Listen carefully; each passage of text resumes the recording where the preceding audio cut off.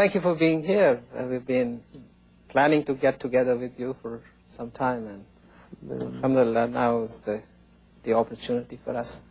Let us talk a little bit about your own, how should I say, transitions that have brought you into Islam. Maybe that would be interesting, right. Then we'll go into other things. Well, I'm originally from California. My father was a university professor in Northern California, and on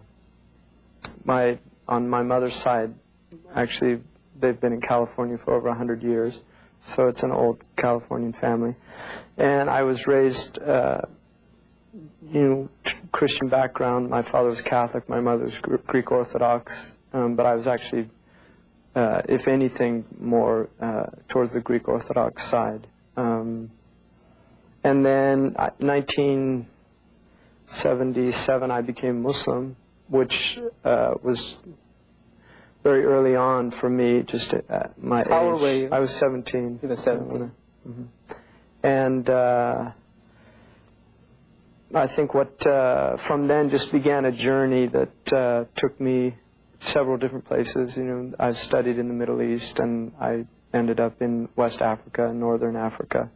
But before you get into your odyssey, you said that you became a Muslim at the age of 17. Right. What brought about this change? I mean, was there something extraordinary that was happening in your life, or were there influences that, or was it just your own? No, I think it's interesting because statistics have shown that conversion of people to interreligiously, but also intra-religiously, usually occurs between the ages of 12 and 21, which people don't realize that. But it's actually more common for people of a younger age to have religious inclinations than at an older age. And I think maybe some people tend to find religion, or at least a spiritual tradition, because I was much more interested in spirituality than religion at that age. I think that is unusual, though. I mean, spirituality is a heavy topic. I think for me it was a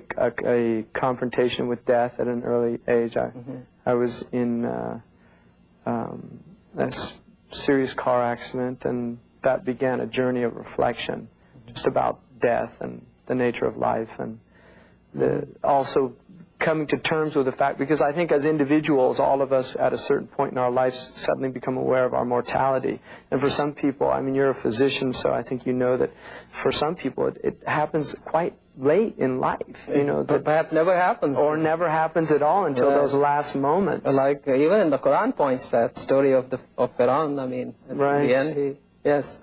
So people, I think, just the idea of mortality is something that hit me very early on in life, and looking death very close, up front, I think will give somebody an introspective perspective, and that's what happened to me. And then it began a search, because I was in Catholic schools, and so I'd been exposed to religion quite a bit, and I really. Although I think there's a lot of positive things to religion, I think there's a lot of very negative things as well.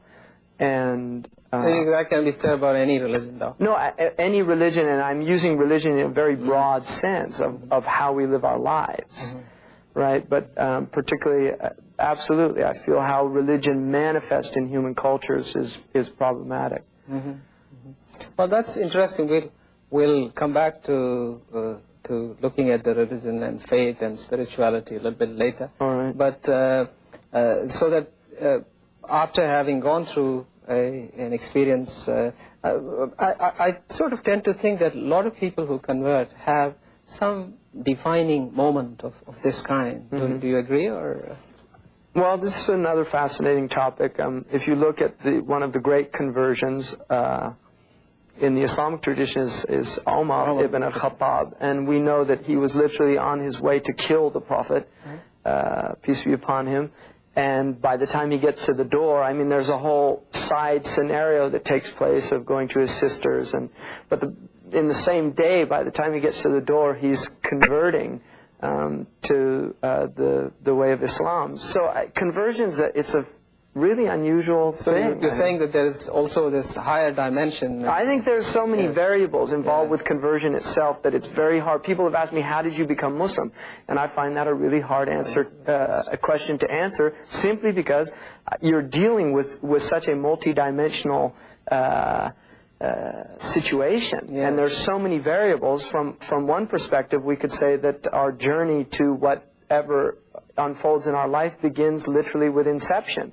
And there's an argument, and it certainly is the Islamic one, that it begins prior to inception. So, you know, we can look at it materialistically and say, well, this happened and this happened. I was having an identity crisis, which according to Erickson's psychosocial theory, I mean, this is what happens during that period of time. We're trying to resolve our identity and things like that. So we can look at it from a materialistic perspective, but I don't think it's simply can be limited to that, although there's certainly that element exists, and I wouldn't deny that.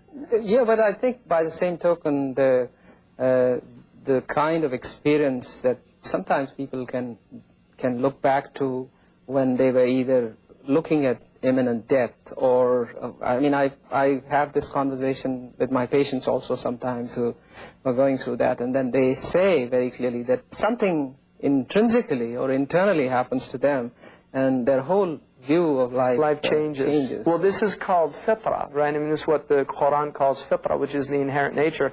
And I think what happens, which is fascinating, because my own time of working in critical care, which was for about 4 years, and dealing with patients, and I was in a cardiac unit, so I was dealing with people that were dealing with heart attacks. And it's fascinating to see a vista open up to people that are confronted with their mortality, and it can be closed very quickly. And oftentimes it's the physician who is complicit in the closing of that vista, because they'll remind them that this is, you know, things are okay. All you need to do, I think, you know, you've had a slight infarct. There's not a lot of damage to the tissue. You can have a good long life if you just, you know, cut down on the fat, lower your cholesterol and things like this. And suddenly you see, within a period of a day or so, a patient who has had this impact, in which they're saying, wow, I need to look at my priorities and what's important in life and where am I going and suddenly they're back on the phone calling, and I think my doctor says I can get back to work by, you know, 2 weeks or a week. And so it's fascinating. So I think vistas do open up for human beings. And I, at the age of 17, chose to you know, to enter into that vista and really to explore it to its fullest, and it ended up in my conversion to Islam. And I think that somebody would have a very similar experience as I did, and they might look at and get interested at that vista, but turn and get on with life, and I didn't, and it's been a defining moment for me in my life and a turning point. Well, but you said that you used that moment when the pathway opened to get into Islam. Well, why Islam, though?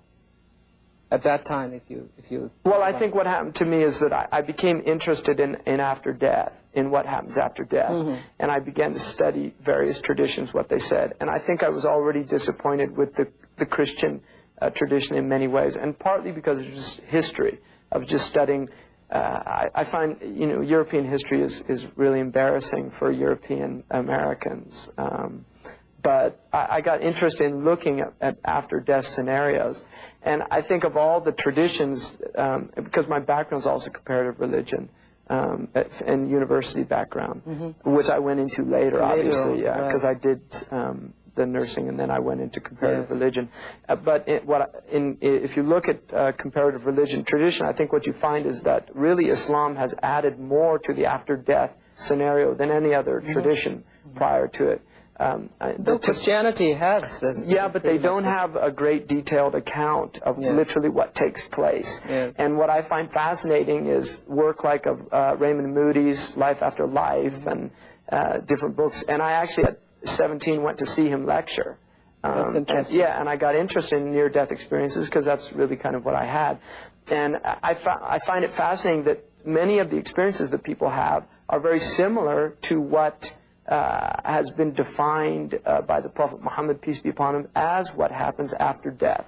And one of the signs of the latter days of the human experience, according to the Islamic tradition, is that people will be brought back from death. This is in the hadith literature or the traditions of the Prophet ﷺ. But actually, we'll get towards what Islam says in terms of hereafter, but I'm just keeping track of your story presently, and so that after this moment, or this defining moment, if I may put it, you looked at Islam because you were studying. I was just looking at various religions. I was looking at different traditions, and particularly with this after death. And, you know, Islam, it's changing now, but this is 1977, probably 76, 77, prior to the Iranian Revolution and what was happening then. And Islam is just, you know, it's the last place people look in the United States, traditionally. Were you up in San Francisco? I mean, you'd look at Hinduism, Buddhism, probably Shintoism or Taoism before somebody'd think about looking at Islam. You know, because there's just such a negative stereotypical image of Islam and the Muslims. And it's also, there's this incredibly anti-intellectual backlash. That I mean, Islam is what one of my father's friends, who was a lawyer, educated person in this country, they were just in conversation and mentioned that Islam was an idiot's religion. And my father said, well, you know, my son's a Muslim actually, and I don't think he's an idiot. Well, that's interesting. But you see, you brought up another topic which needs some reflection here, and that is that you said the impression of Islam compared to other religions is so terribly negative. Of course, there is a reason for it, and I don't know. It's historical, and there's a lot of reasons for it, and certainly the historical tension that existed between Christianity and Islam for centuries.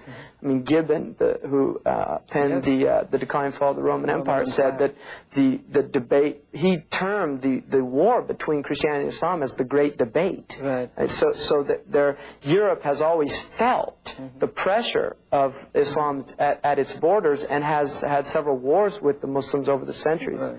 But I think that that what's happened in the West is that religion in general has a negative. It has a negative perception, and part of it is you know, the Enlightenment period of recognizing that religion by and large is fairy tales. I mean, this is something, and this is what a lot of modern research has clearly shown, that we're dealing with mythological conditions in which books were written, and pre-scientific, pre-rational, magical worldviews were presented. Yeah, but that's only one aspect of it. I mean, one can look at that argument and say, well, yes, it's a strong argument, though. It is. It is partly there. But I don't think that one can dismiss the entire, you know, substance of any faith by saying that this is what a lot of scientists do. A lot of modern people do. I mean, I think that's one of the refreshing things about Islam, is that Islam it's really kind of freed religion from a lot of pre-Enlightenment thinking. I mean, Islam to me is in many ways, it's radically postmodern in its approach. Because, well, again, you use the expression postmodern, we are falling into a debate again of semantics, and whether that term which has been coined is valid in terms of applying to Islam. However, if you examine the polls that are generated, one of the recent polls that I saw was from Pew Foundation or what have you, and in that poll they said that 95% of the people in America believed in God, and a substantial number of them believed in religion. If you took those, well, this is fitrah. I mean, belief in God is an inherent part of the human creature. I mean, we're stuck with this, whether people like it or not. This is something fundamental to our being, is that from the time a child is little, it's looking for the cause of things. It's asking, why did that happen? What made that sound? What did this? I mean, this is something you see, search for cause. And ultimately, the great question is, how did we get here? What is all this stuff? I mean, where did this flesh and blood come from? Where did this incredible synergistic biological species come from? You know, where did this eye, who designed the eye? Because we obviously see the form and function of the eye very clearly, and it would indicate that there's some type of intelligence behind the thing. No, so I think people reject this statistical, billions of years of random cosmic. No, I think that whole theory that science has advanced, that given the right set of circumstances, the world can create itself, is by and large rejected on the basis of what you've just said, either fitra or intuitively people rejecting this whole notion. So I think that is becoming more and more clear. But religion, the belief in religion, ultimately, to use the masses as some kind of justification for religion, I think is not really, most people don't know anything about their tradition. I would grant it that most Muslims don't know about their own tradition. Same as the and this is what I meant about Islam being radically postmodern, is in the sense that one of the things that Islam confronts you with is, why are you the way you are? I mean, you're just a product of the culture that you were born in. And this is something that I became aware of, at an early age, is the only reason I'm a Christian is because my parents are Christian. The only reason it's a congenital condition. It's a congenital condition, and I really haven't given it a whole lot of thought. I mean, I was taught that there's a Santa Claus. I was taught that there's an Easter Bunny. Had I grown up in Sri Lanka or in, it would have been something, in West Africa they call it girfaf. They scare people. Instead of the boogeyman, they say girfaf. It's this, bear-like creature that comes out and snatches little kids that don't do what their parents say. So, I mean, you're going to be defined by this cultural environment you're in, and this historical productivity, that we see that produces people and their worldviews is something that the Quran says, think about this. Yes, no, I think that... Should you just be following this thing just because your parents are doing it? No, I think that aspect of the spirit of rational inquiry that the Quran emphasizes to the nth degree, it's something which what I'm pointing out here, I think, is that it's looking at something, not just rational inquiry, it's looking at something really, really deep here, which is, who are you? Mm-hmm. How did your being get formulated to the point where you have all these ideas and opinions? I mean, have you really given these things a lot of thought? I mean, this is a radical, this is late 19th century, this is Nietzschean, this is late 19th century, early 20th century Heideggerian questioning about one's, Heidegger called it your thrownness, right? But, I mean, it's fascinating. The Quran, Ibrahim, the prophet Abraham in the Quran, when he points out the stupidity of worshiping idols, and at one point they say to him, well, who broke the idols? And he said, the big one did it. And they said, the big one can't do anything. He said, well, then why are you worshiping them? That's they can't do anything. And then it says in the Quran a beautiful expression, raja'u, it says they return to themselves. Right. In other words, hey, he's got a point here. Mm-hmm, mm-hmm. And suddenly this is the vista opening up. Yes. And they chose to not follow it. They said, this is what we found our fathers doing. Mm-hmm. And that is a radical... The other paradigm shift, actually. It's a paradigm shift. Right. And you can either go with it or become the Inquisition that wants to put out anybody that's forcing you to have to think about, the radical implications of the new paradigm that's emerging. Mm-hmm. Now, we were pursuing this journey of yours. Now you have just had a defining moment or experience, and then you already are pursuing the study of Islam, and then later on you go to college or... Actually, I was in my first semester of college, and when I became Muslim, I left that, in fact. And then I went to England, and... At the age of 17? Yeah. And your parents just sort of... I actually became Muslim like a month or so before my 18th birthday. Mm-hmm. And so, I left after, I spent a short time here, I think about 6 months. Yes. And then after that, I left. And I think initially, when you become, when you do something that radical, like changing your entire way of life, your entire way of thinking. And Islam is not, Islam is quite monolithic in its approach. So was it an agreeable parting with your parents, or at that time did it strain your relationship? No, I think initially it was just difficult for my parents to understand. Mm-hmm. And both my parents are university educated, very broad-minded people. I mean, my father was a humanities professor, and very philosophical inclinations in his worldview. And my mother went to Berkeley, and that says enough. Yeah, that's right. Yeah. So, you know, she was very active in the civil rights movement. I mean, I grew up, you know, she took me when I was 12 to the Soledad brothers. Oh, yes. I mean, this was in the 60s, yes. Yeah, to George Jackson's prison trial, just to see, you know, what was happening, that there were political struggles going on in this country. She was very opposed to the Vietnam War. So I did grow up with a lot of awareness. With a lot of awareness, social awareness, very much so. And certainly about the inequities in our culture. System.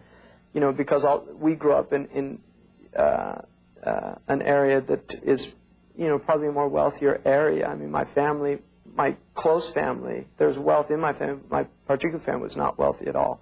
So I did not grow up wealthy by any means. In fact, quite probably more the other end. But idea-wise... But definitely the area we were in was quite wealthy.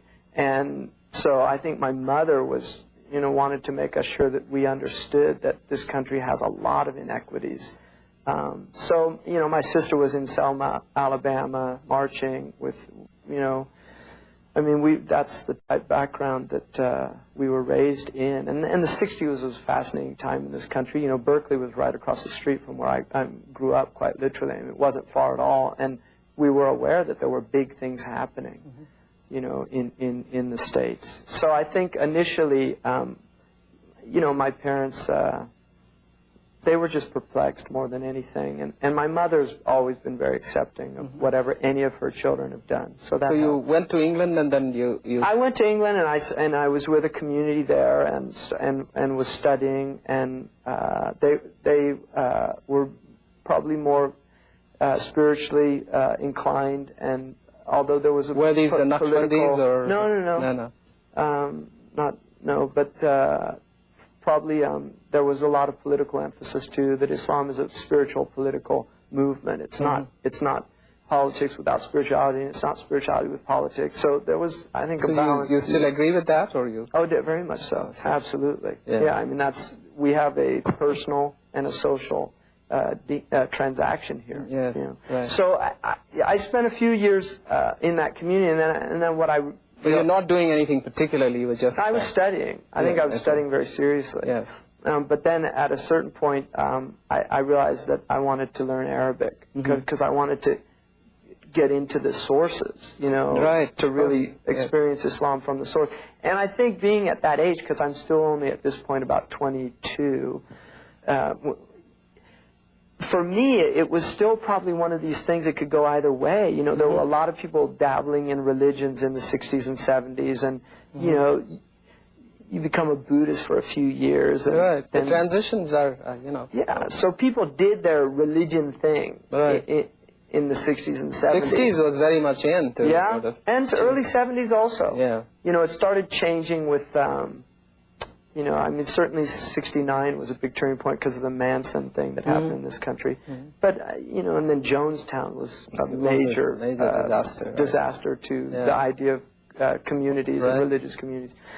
So I think those things were going on, but I definitely wanted to study the tradition from the sources. And I got the opportunity from a sheikh who was from Sharjah, Sheikh Abdullah Ali Mahmoud, who was kind of a minister without portfolio. He was in England at that time. He was in England, and I met him, and I was just starting to learn Arabic. Right. And he gave me an opportunity to go to the Emirates, and so I went to the United Arab Emirates, and I entered into a Islamic institute there in Al Ain, and I studied there, and I spent 4 years there, and then I actually became an imam in a small mosque in Sharjah. In Al Ain. In Al Ain. Yeah.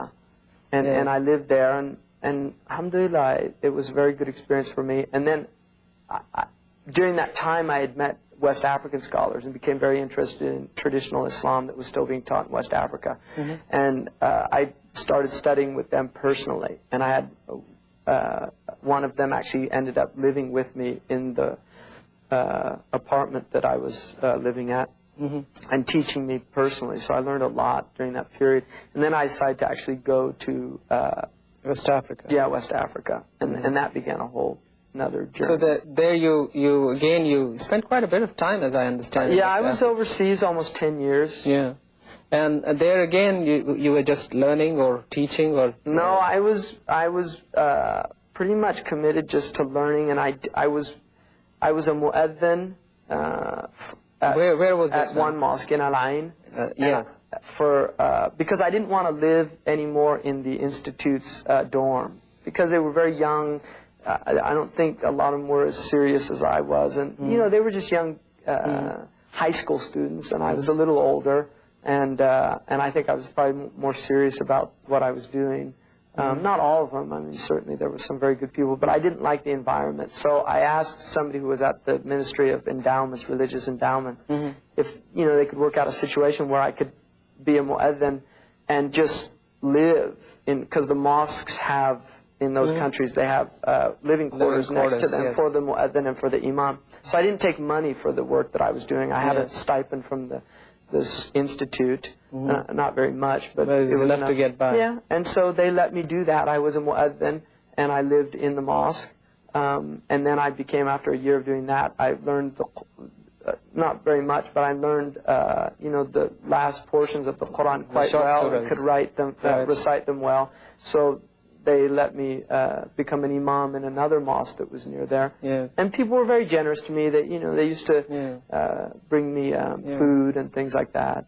But you were now, going through several different cultures all of a sudden within a short period of time, in about 5-10 years. Yeah. And here you were up in Northern California, having exposure to Berkeley and all the things that you alluded to.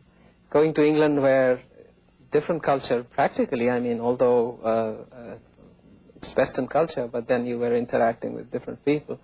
Now, in all of this, your obvious contact was Muslims, and they were from many different parts of the world, as I understand. So what was happening? Yes, that was the question. Well, that's a good question, and I think for me it was a big shock, because I think when I became Muslim here, I had no idea, because I knew so little about Islam and about Muslim cultures and about Muslim peoples, and I mean, really vague ideas in my mind about, and then suddenly, there's all this Hollywood stupidity starts reemerging into the subconscious, Saracens with their sabers at the gates, Allahu Akbar, and Sinbad, and all this nonsense coming out of the subconscious. So, yeah, that thrust me on just having a look at a whole. And that was a big shock for me, realizing, first of all... Did it make you sort of doubt your sanity about, or your validity of going into Islam at that point? The reason I ask that is... No, that's a good question, because I think there was a period early on in which I did start questioning that. Have I done the right thing? Is this really... And I think that is part of what really... inspired me to want to study the teaching deeply. That's interesting. Just to find out, I'd given up my past, my background, in a sense, my country. It was a very alienating experience. And now I'm kind of wondering, looking around at the Muslims and the prospects of, of the Muslims, it was kind of discouraging. And so, I think that's a good question, because I think I did have that period. And it's hard, we have this fascinating self-delusional states in which we try to remember what actually happened, and we often create, inventing memory is a fascinating thing. Because I've tried to do this repiece. Did this really happen, or did, and in many ways, I mean, I think this whole idea of past lives is just our own lives. It's not about living, I mean, how many lives have you had? Have you thought about that? It's fascinating. I'm still thinking about it. Exactly. You think the time when you're a student, wow, that was a past life for me. Right. My pre-Islamic life was a past life for me. My childhood was a past life. So I think reincarnation is just... It happens in our own lifetime, No, actually, the reason I asked also this question is that I've sat across with different people who have converted, and when I've asked them after conversion whether they relented at any point, whether they had any doubts, it's always that they say that it happened when they suddenly met a whole lot of Muslims, and with their diversity and complexity and their attitudes and the whole interaction, to some of them was very negative. And they said, well, we were really, really closed off. And well, I've always had mixed, I think, you know, on the one hand, there's massive negativity. On the other hand, there's all these things that we in the West have lost, that the Muslims still have considerable amounts of community. You know, family is still very strong. Also just social relations. I mean, for instance, you know, you and I have not known each other a great deal of time, and yet, you know, already bonds are formed very quickly amongst the Muslims that don't happen amongst people in the West very often. It's quite rare, and yet it's quite common in the Muslim world. So I think that... So you think that then Islam is the sort of leveling factor here, which reduces these barriers amongst Muslims? That's a good question. I think definitely that when you become a Muslim, or being a Muslim, is a very powerful force that is not the same as being a Christian, or not the same as being a Buddhist or a Hindu or some other religion. I think that the brotherhood that exists in Islam is much more powerful than I've seen in other traditions. And that is not to deny that there are communities of Christians that don't have deep brotherhood, but I'm talking about this universal, more global outlook. I think the Amish, for instance, probably have much better community than you'll find almost anywhere in the Muslim world. Much better support group, and much more of a network. Absolutely. Right. I mean, you might find in the Swat Valley in Pakistan, or the Hunzas, or you know, or in the Caucasus Mountains or somewhere. But you know, community is a disappearing phenomenon. I mean, some people consider it irrelevant in the informational period, that it was necessary in agricultural societies where you need people to stick together and help each other. But when you have these massive megalithic cities in which you've got this state apparatus, but the state apparatus is falling apart. Yes, of course. I mean, and now there's this whole modern, you know, communitarianism, they call it, which is an attempt at reestablishing communities even within inner cities. There's a new book, Bowling Alone. You read that? I haven't seen it. That's by a guy from the East Coast, Putman, who's postulating this whole thing that America is now becoming very different from what it used to be, where there were bowling clubs and you would go bowling and there would be opportunity for bonding. I actually did read an article bonding about and that. all of that. Sure. So anyway, going back again, the reason I asked about Islam as a leveling sort of... You know what hit me and probably what silenced me is the word leveling. Yeah. Because this, you know, Kierkegaard's, one of his ideas about the nihilistic age that we're in is that it levels everything. Yeah, no. And he used it as a very negative term. Right, not quite so when in that you use sense. that word, it kind of silenced me. I don't know if that was the appropriate word. May not be. I think... equalizing would be a better word, I think, because I think, the reason I asked also was Malcolm had that same experience when, I mean, when he went what on really Hajj. What really sort of... Well, Hajj is a definitely leveling experience. Yeah, but still, he as much as there was that spiritual bonding which occurs in Hajj and all of that, but to see the humanity interacting with yourself at that level of equality was, I thought, what... well, this is one of the fascinating, again, you know, one of the conditions that we're finding ourselves in is that provincialism is increasingly becoming detrimental to the human condition, because massive groups of peoples of different backgrounds and cultures are thrust together in megacities like Los Angeles and Burbank and these places, and suddenly it's, you know, you've got a Korean for a neighbor, or you've got a Vietnamese for a neighbor, and your son might have been in Vietnam. And suddenly it's having to deal with human beings that are very different from yourself. And I think that's one of the things that Islam does to us, is that it forces us to deal with otherness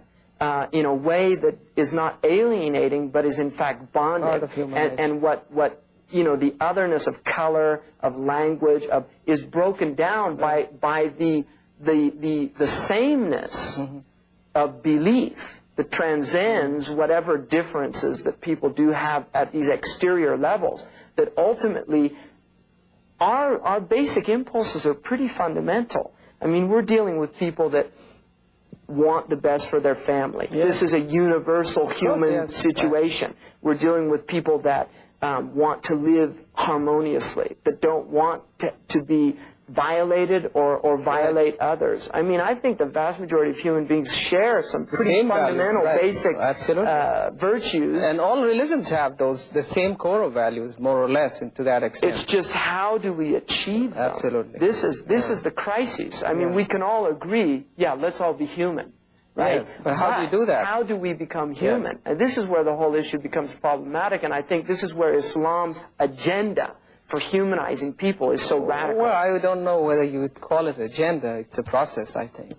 Well, I'm using agenda. See, we're looking at negative terms. Agenda can be Yes. I mean, Islam does have an agenda, and its agenda is to transform people into kind of crude semblances of Bani Adam, or the Adamic species, to a true Adamic being, a true human being. I mean, I definitely think that's... With a conscience. With a conscience. Right. And the most radical way of doing that is having people pray together 5 times a day. Yes, of course, yes. You know, you're praying in a line, in a rank, with people, a black man is on your right side, a white man's on your left side, a Chinese, you know, and this is something pretty extraordinary. Yes. No, and the whole idea of being forced to touch them, yes. You know.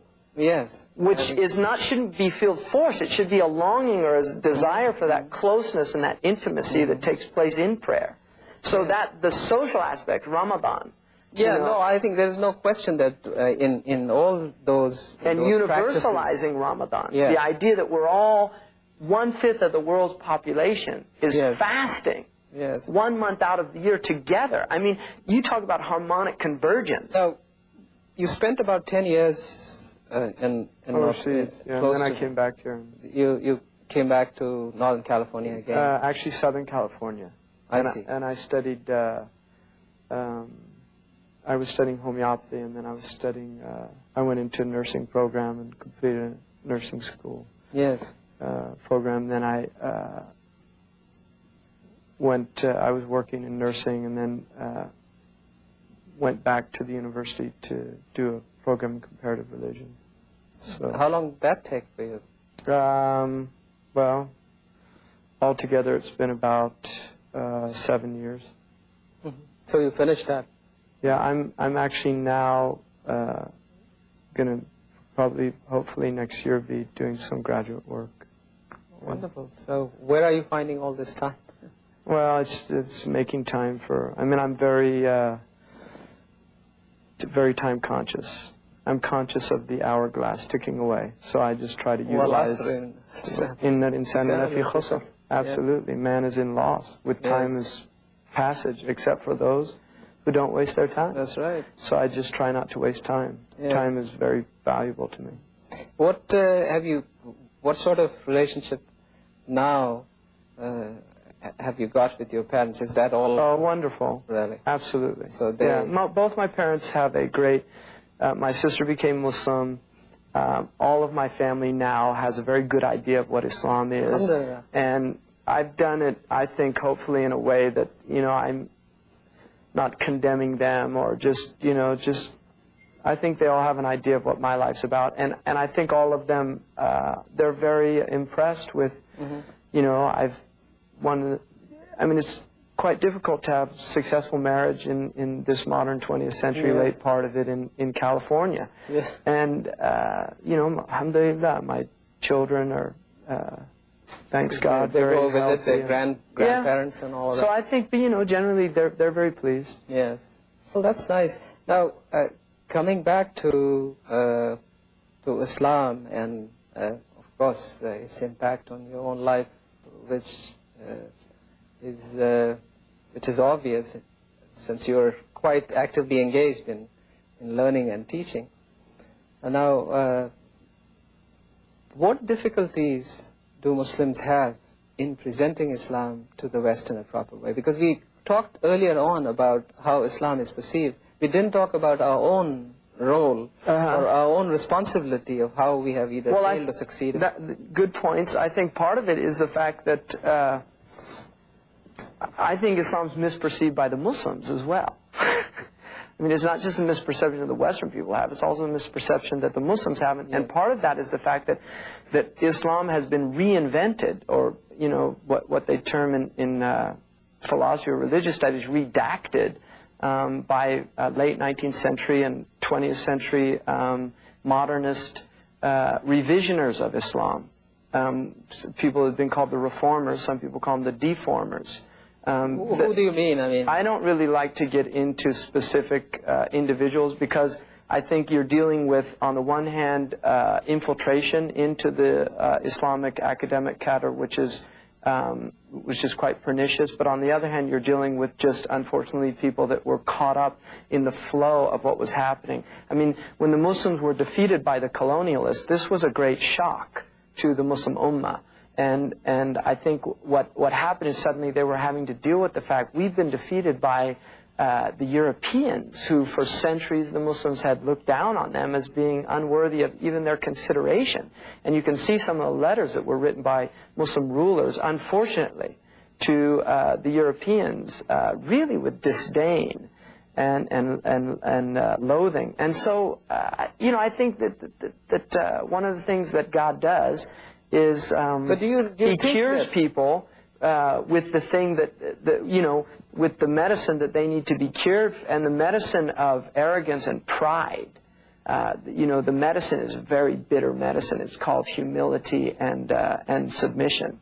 And I think what's happened to a Muslim world that became very arrogant and very prideful, we have really been humiliated. And if we don't learn this lesson...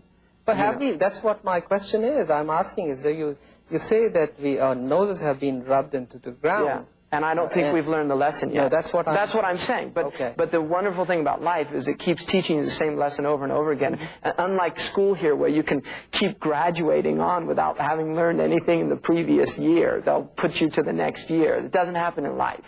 Life will just keep giving you the same lesson over and over again, and you get your diploma when you get the point. Right? And we haven't gotten the point. Because Muslims still think somehow that La ilaha illallah it gives you some exalted position by the mere fact that you state that. Well, if that was true, then the hypocrites would certainly not be in the lowest portion of hell, because they say that too. So La ilaha illallah really on the tongue, saying it has no you know, no meaning unless it's emanating from the heart. Doesn't get you any bonuses. And if it emanates from the heart, it manifests on the limbs. And if it manifests on the limbs, you have a human being that's called a Muslim. And if it's not, you have somebody that the Quran clearly defines as a hypocrite, a munafiq. Somebody that, in fact, the way the Quran articulates is يُخَادِعُونَ اللَّهَ وَالَّذِينَ آمَنُوا وَمَا يَخْدَعُونَ إِلَّا أَنفُسَهُمْ. They attempt, and it's mukhada'a in the Arabic language is an attempt. They attempt to fool Allah and those who believe, and they only succeed in fooling themselves. And there's another version, which is the Warsh version, which says, وَمَا يُخَادِعُونَ إِلَّا أَنفُسَهُمْ, and they only attempt to fool themselves. In other words, that self-delusion ultimately, yeah, you can be self-deluded, but ultimately you know in reality what the truth is. So then, you know, to summarize that, what we are saying here then is that the prevailing attitudes within the Muslim community is that they haven't really come to grips with the humiliating defeat, and therefore they will continue to... And this is why we go around Christian bashing, which is a very common Muslim activity, you know, to feel good about ourselves, to point out how horrific the Christians are. I don't know. Why isn't that there is a change? I mean, what is happening though? What do you think? Let's examine that. Why isn't there a change? Why aren't we looking? Well, they say the best definition of madness. Do we have the Rishava or? They say the best definition of madness is to do the same thing over and over again and expect different results. Yeah. So I think, in one sense, we've been afflicted with a type of madness, and unfortunately, post-traumatic stress syndrome is, it has deep repercussions. And I think the Muslim Ummah as a body is suffering from post-traumatic stress syndrome. Yeah, but then what are the remedies? Where is the CPR? I mean, we're now talking where is the CPR? Well, you need doctors and nurses for that. And this is a good point, because I think part of our struggle is the fact that we do not have any more institutions that are producing human beings of a brilliant intellectual caliber and a spiritual depth that can not only diagnose but also treat the patient.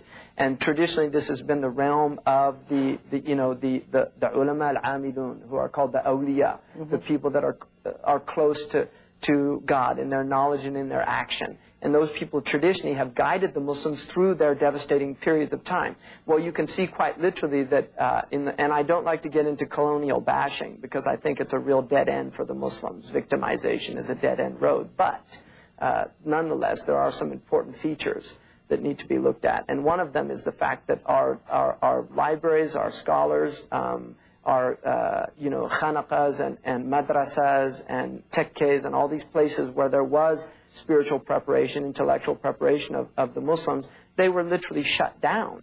And not only that, but the governments that were created, and Social Reform in Syria is a good book to look at, talks about this. The governments that were created by the colonialists, and this is the fifth column, which ultimately I've never seen historically, and historians would obviously verify this or negate it, but I personally have not seen historically where there was a conquering of a people without that fifth column element. And this is why the Quran says, "Hum al-adu fahdharhum qatarhum Allah," that the hypocrites, they are the true enemy, and may Allah destroy them. Because these are the people that have been complicit with the colonial enterprise and the neo-colonial, and we can almost say, why say neo-colonial? Because as far as I'm concerned, colonialism's never ended.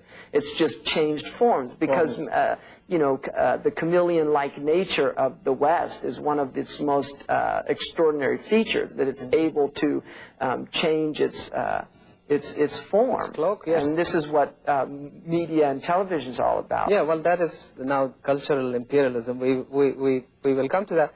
But then what you're again pointing out is that we are indeed in a double jeopardy, if I might put it that way. One is that we feel that there is a conspiracy that the West has on one hand. On the other hand, we do not seem to acknowledge that we are no more the power, and we are nothing in terms of amounting to anything in the scheme of things. Well, neither was the Prophet's Medina in the 7th century. So we shouldn't forget that. No, we shouldn't. And the Quran very clearly says, "Kam min fi'atin qalila ghalabat fi'atin kathira bi'idhnillah." How many times have a small faction defeated a great faction by the permission of God? And so we have, the Muslims, if they're obeying their teachings and practicing, then they have a permission, they have an authority, which is very powerful, and we shouldn't underestimate it.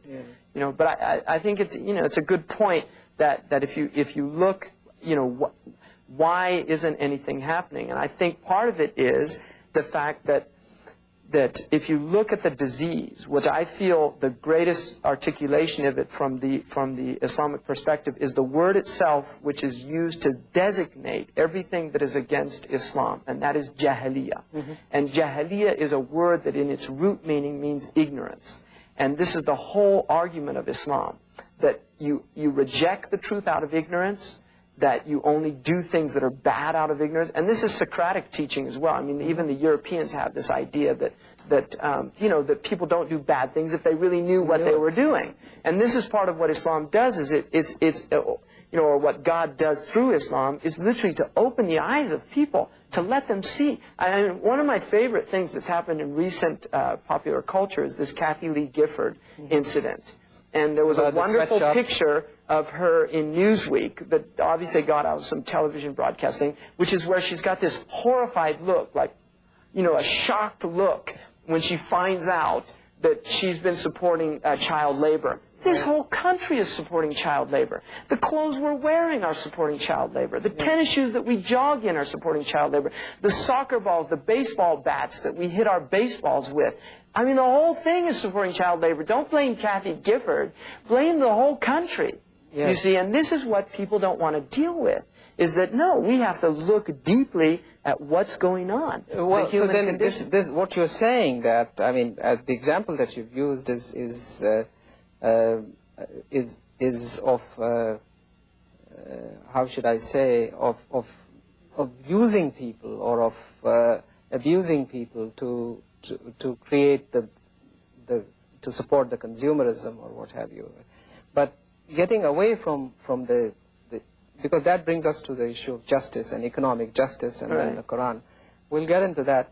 But let us talk a little bit now of why is it that looking at all of the Muslim countries, 50 and odd, 55, 56, I don't know. Whatever the number is. They've grown in the last few there years. still isn't either an awareness, one, or acknowledgement, or formulation of some kind of vision or strategy. What is our worldview now? Well, this is part of the crisis again. Yes. I mean, we're an ummah in search of a worldview.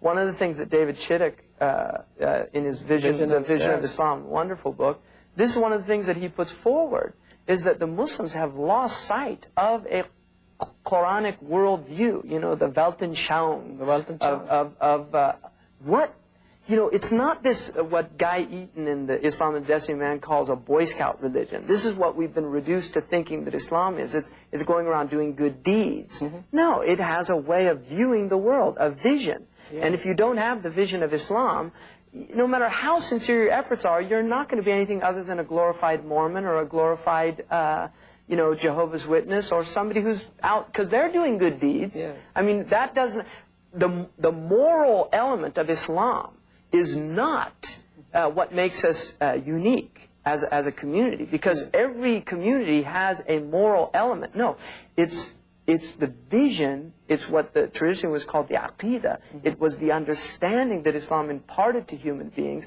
which enabled not only the morality to function, but also for there to be an absolute clarification of what exactly morality is. Yes. Because there's a great deal of confusion in our modern world. For instance... But there is confusion within the Muslims too. That's absolutely, because we don't have this thing anymore. No, so you're asking... Not only that, but the thing that is interesting now is that there are Muslims and there are pious Muslims. Wonderfully pious. Wonderfully pious. Absolutely. But then if you look at that, if you look at the whole world of Islam at presently, these Muslims who are pious, some of them, very few of them, are also actively engaged in a social emancipation. Right.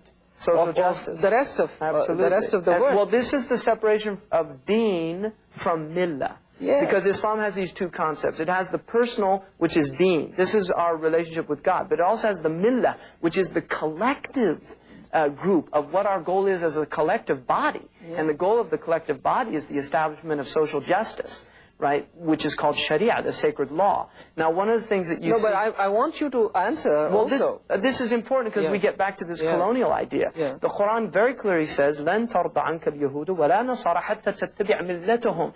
The Jewish tradition and the Christian tradition, which is not religious, it's their social phenomenon, which I now think is Europe and America. This is the Judeo-Christian phenomenon. They will not be content until you follow their millah. Now, in the Quran, it does not say deen, which is their personal piety or their personal transactions with God. No, it says their millah, how they function as a collective body. Now, the dominant millah of our modernist condition is the consumer society. This is the idol of the age, consumption, that we were born to consume. Now, first of all, two interesting things to note. One is that consumer in Old English means the devil. And the Quran says, إِنَّ الْمُبَذِّرِينَ إِخْوَانَ الشَّيَاطِينَ. Those who are gratuitously extravagant are the companions or the brothers, the brethren of the sayateen, the shayateen, who are, you know, this perverse element in human society and in the human heart, which is calling people to lower functions.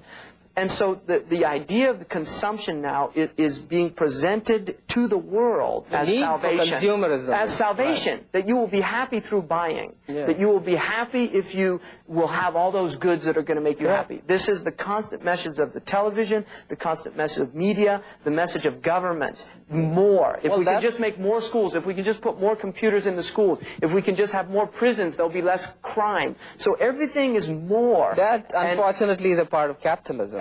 Well, yeah, at its last stages. But what Islam is saying is no. By having less, you have more. By diminishing your exterior wants and increasing your interior wants, because we have interior and exterior wants. Our interior wants are not the same. Because if I'm cold, it's my body that's shivering, it's not my soul. And I can deal with that. I just put a blanket on and I can resolve that crisis. But if my soul is shivering, then what do I use to cover up that? Well, you can attempt to put a blanket, which is what consumerism is. You see, no, buy, and the blanket doesn't work. Well, here's a new and improved, right? This is what they love to use in their commercials. The new and improved blanket. This will really make you warm. Oh, this new car. Wait till you get this new stereo, this new television. It just keeps going and going and going. And in the end, this human being is left consumed. Because the consumer is ultimately consumed. Because life consumes us.